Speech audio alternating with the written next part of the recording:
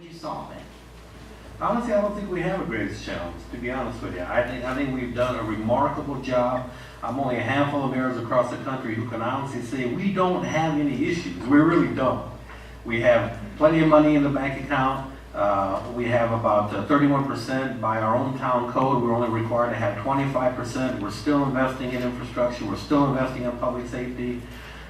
We have beautiful arts and park. We're developing the Norana Park site, which sat idle for about 18 years. We have a beautiful aquatic center. Our transportation through the partnership of the Regional Transportation Authority, thanks to Vice Mayor Waters, is really fully online. We're attracting those kind of jobs that we desire, which is biotech, bioscience, pharmaceutical jobs.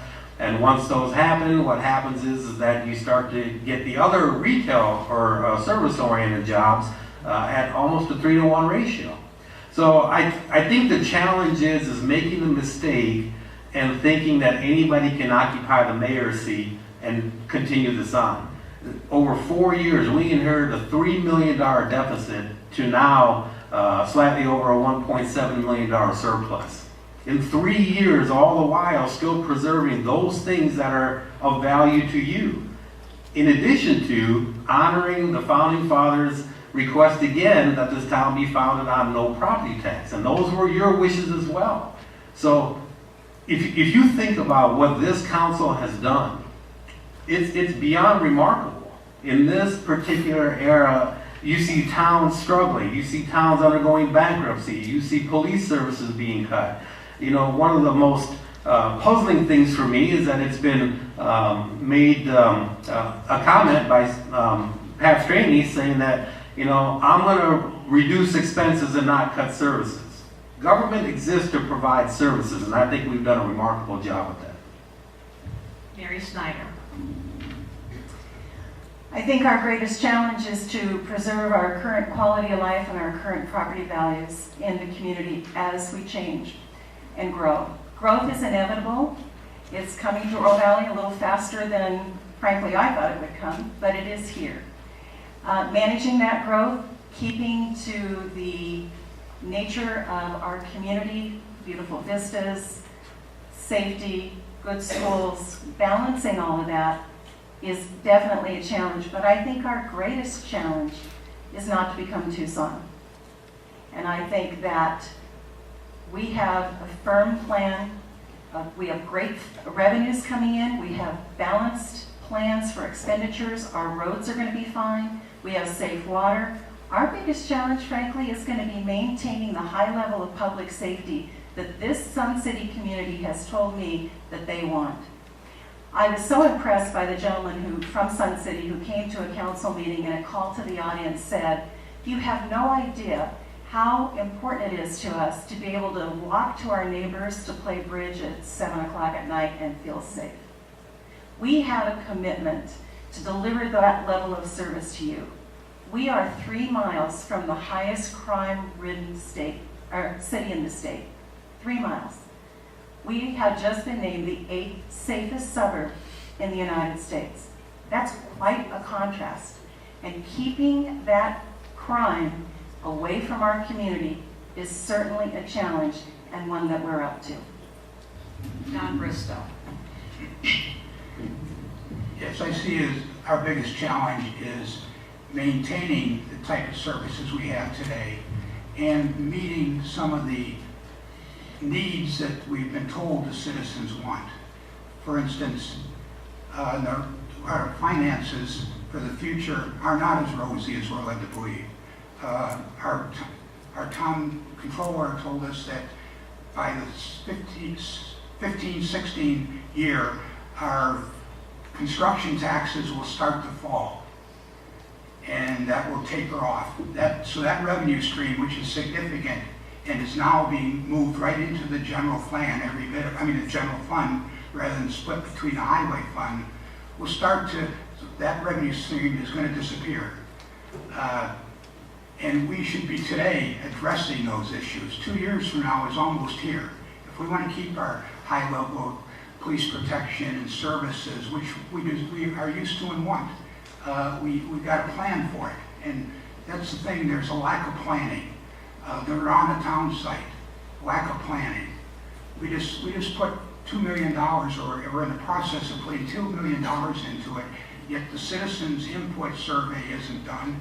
They haven't issued a final report to the public on the consultant's report, yet we're spending the money. You don't spend money like that if you're watching out the citizens' best interest. You have a plan, and those plans have to be long-term. We're running a long-term organization here, not a year-to-year organization.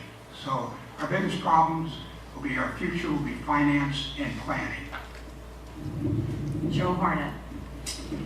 Well, we don't, Mayor's right, we really don't have a lot of challenges. I would dispute with anybody that our financial future isn't bright. We've already forecasted into our financial planning, and I wish we had the graph that shows the out 5 years, some of the diminution of the construction sales tax. There'll be others that'll come online. But we know that's one-time stuff, and we spend it on one-time things. We're not foolish enough to think it's going to go on forever at the rate it is, but it's programmed in there.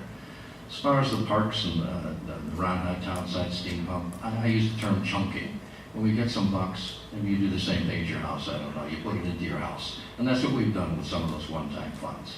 Spend $2 million down there, well, the truth of it is, I would say that 80% of it is to run the water and electric down there. $250,000 of that was to put the multi-use fields down there.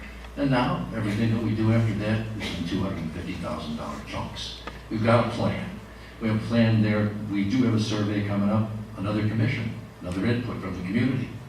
The same thing at steam pump. We've got a program there where we've programmed, I can't remember, it's $150,000 or $250,000 a year for the next 3 years to start to bring that up to the kind of thing that the community wants.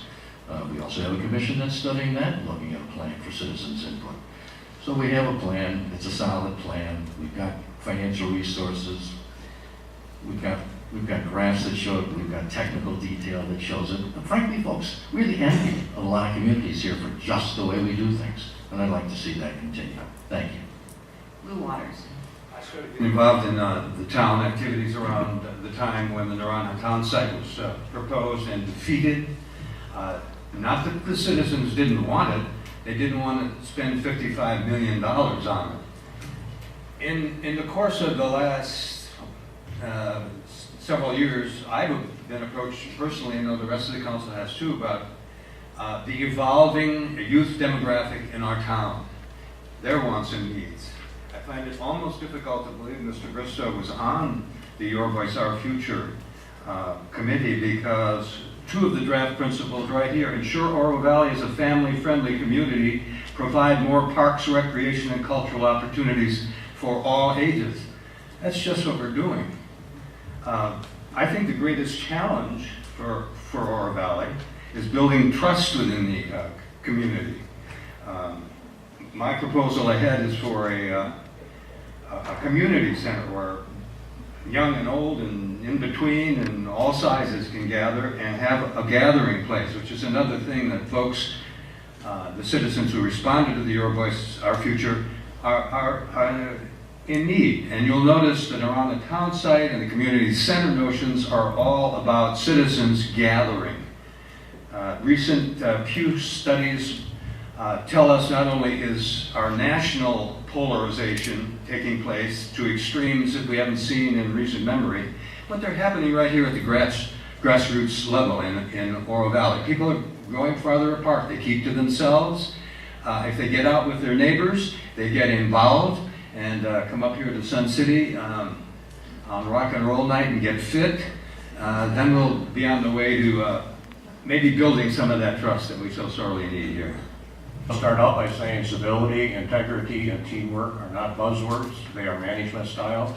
They are an effective management style. And Mr. Mayor, since we're naming names, I object to the fact that you put down as a vote for me as for a vote for taxes. Those of you that have been at the meeting or the forum on the 9th know clearly what I said about the utility tax retirement, and also what I would do as a last resort would be taxes. I would look at value added. I would find income, sources of income that are as a result of doing things smarter. And the headline of less money means less services is absolutely flawed. I spent many years proving that was wrong in business. I'll do it again as the mayor. But I do agree with you on one thing, not just anybody can be mayor. I have the qualifications to be mayor.